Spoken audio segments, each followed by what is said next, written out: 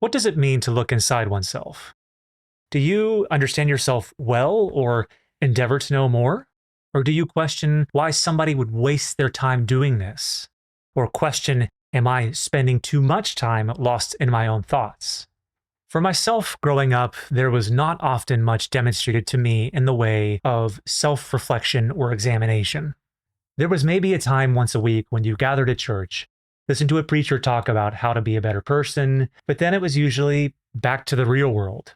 There was no indication. Did people take this stuff seriously? Were they applying these messages, questioning the way I do if they are upholding their own standards? And it wasn't that we weren't encouraged to talk about our days. It was that I understood my day to be what I learned in terms of science, math, and history. Or if there was something out of the ordinary that happened, like a fight at school.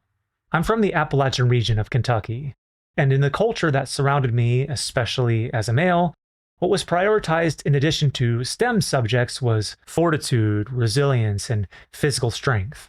In order to achieve these things, the process seemed to involve not getting wrapped up in your emotions, which meant pushing those pesky feelings down, staying busy, distracted, and in its best moments, productive.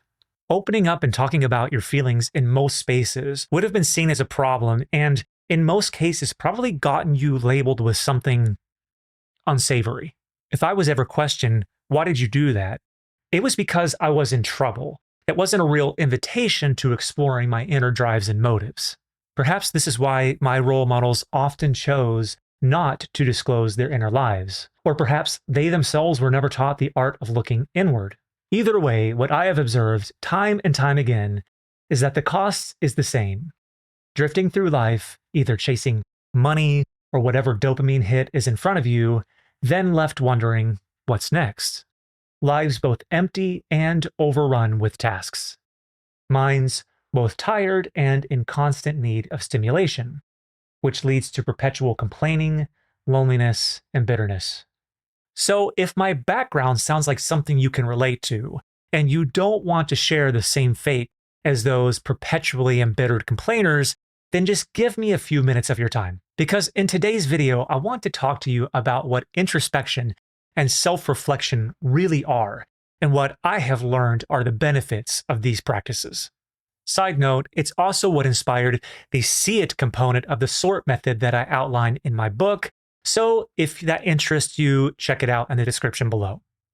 Now, for what it's worth, I don't blame anybody who starts to feel immediately overwhelmed by the mere thought of trying to examine themselves. For starters, this can get deep into philosophical territories that, without some guardrails, can lead into negative thought spiraling, rumination, and run the risk of treating your thoughts, especially your predictions, as gospel truths. So let's establish some ground rules. Number one, you are not your thoughts, your feelings, or your beliefs. You are the watcher or the observer of your thoughts, the observer of your feelings, the observer of your beliefs. Number two, observing or examining your thoughts, feelings, and beliefs needs to be non-judgmental.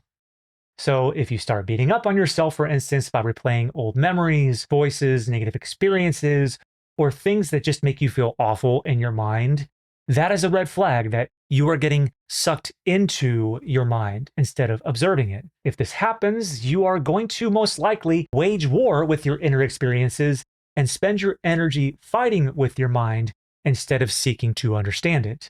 The first step that really needs to happen to figure out what needs to change. What we want to aim for instead is practicing self-examination with distanced curiosity. Think of the practice of observing your mind like somebody watching a battle play out in front of them and they decide not to pick up the sword. Or like a scientist having captured an amorphous alien creature, a creature that had previously been running around in the shadows, that is neither a friend nor foe, but is capable of great things and great harm alike.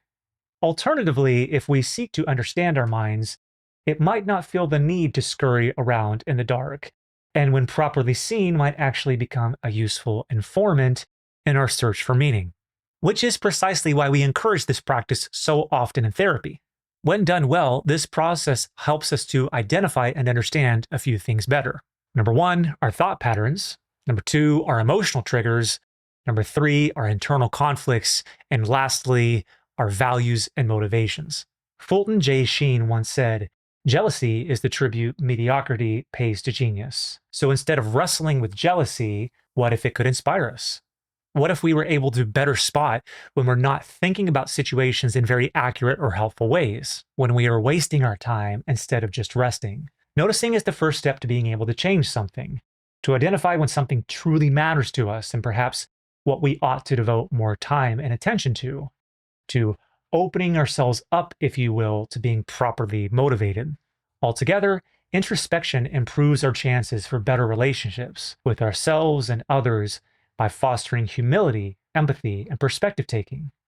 It assists with integrating traumatic experiences into our current narratives about the world, as opposed to compartmentalization, which tends to keep us, in turn, siloed away. And it helps us to keep from blowing up or taking something out on somebody who had really nothing to do with the problem that we didn't realize we were still dealing with after all. So now that we've considered what it really means to look inward and why it matters, let's talk about how to really do it without getting lost in the sauce. In other words, without letting self-examination turn into self-criticism. First, you need to set boundaries. Boundaries in terms of both time and place. In other words, before you do anything in the way of diving inward, you need to set aside some amount of time, silence notifications on your phone, get somewhere quiet, or create a quiet space with noise-canceling headphones, and grab whatever you plan to write or document with. I'm sure you've been there before, maybe during an argument, or when somebody's asking you something that's really important, and there's just too much happening around you. You can't get your mind to quiet, and you really can't think all that well. Well, that's what we're trying to address here. We need quiet so that our minds can breathe. So schedule a one-on-one meeting with your mind so you can give it the attention that it deserves. The next step is to name what appears in your mind without analyzing it just yet. This is a skill we call cognitive diffusion, the practice of separating yourself from your thoughts. This might sound complicated at first, but once you get the hang of it, it's a game changer. My personal favorite way of doing this is saying to yourself, I'm noticing that my mind is. And then you fill in the blank. For example, instead of, I'm thinking about that stupid thing I said earlier. God, that was so embarrassing. Try, I'm noticing that my mind is thinking about what I said earlier. I'm noticing that it's judging what I said as stupid. And now I'm noticing that my mind is experiencing embarrassment. The key phrase is, I am noticing. You are doing the noticing, and that is separate from what your mind is experiencing. Once you've noticed what your mind is experiencing and you've named it, that's when self-reflection can really begin. The key here is to ask non-intimidating, non-threatening questions that are open-ended. Here are a few that I recommend. What might my emotions be trying to tell me? When have I felt this way before? What do I actually need right now? If someone I cared about were feeling this way, what would I say to them? The goal here is to turn our insights into action, because true self-reflection doesn't just end with naming it, it manifests in direction. Maybe you've been saying yes to too many things, running on autopilot, letting yourself be pulled astray from what matters to you most, or questioning what your next move is after a disappointing loss. So a good question at the end to ask yourself is, what is something small but meaningful that I can do about this thing right now? It doesn't have to be some major life-altering overhaul, unless that's something you feel is necessary. More often, it can be a slight nudge in the right direction, but a meaningful and powerful one nevertheless. So if you're someone who's either shut down or been afraid to practice self-reflection because you were never shown how, you were taught that it was a waste of time, or you're concerned about getting lost in the maze of your own mind, I get it. But I would argue that self-examination is one of the toughest and most noble things that you can do.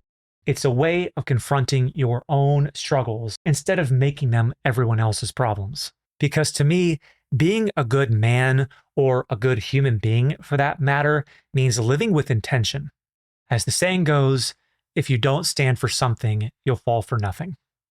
I hope that you enjoyed this video. If you did, it would mean the world to me if you could give it a like, subscribe to the channel, and tell me in the comments below what you thought. Without your support, none of this would be possible. As always, stay safe out there, take care of each other, and we'll see you at the next check-in.